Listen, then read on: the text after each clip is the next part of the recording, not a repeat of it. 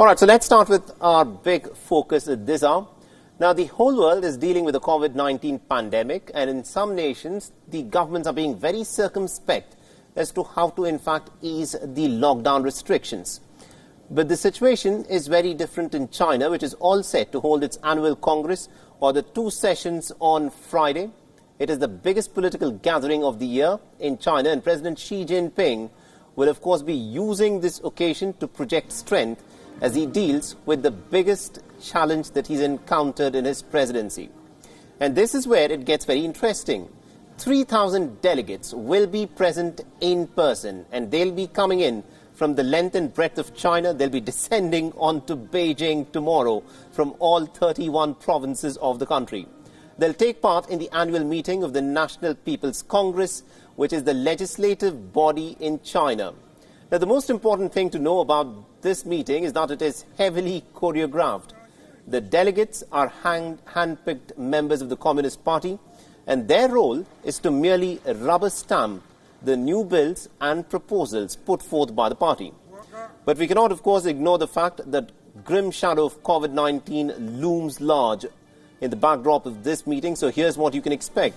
The President Xi Jinping will declare complete victory in the people's war over COVID-19 in China. Now, the idea appears to be to project normalcy to the world and show that China has managed to fight and win against COVID-19, and that it is now all business as usual. Now, Premier Li Keqiang will also be presenting the annual report, where he'll be setting China's new economic growth targets. A financial stimulus package is also expected. There are also reports that China could revise its animal epidemic law. Now, there has been a global backlash against China over its wet markets and exotic and wild animal trade.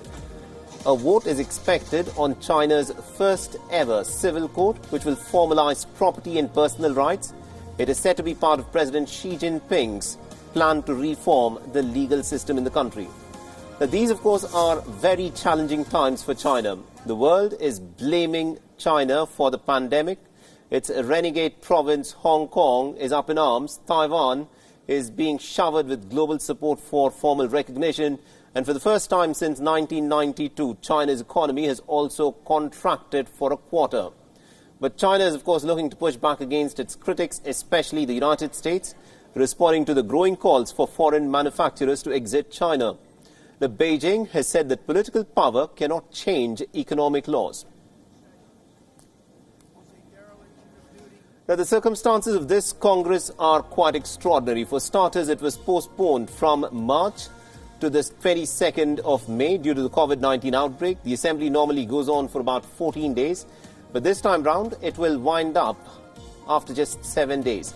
Now, all delegates have been in quarantine for a period of 14 days and have been tested for COVID-19. Non-delegates and journalists have been asked to follow the meetings on video links, and reports indicate that top government officials will also be holding fewer press briefings this time round.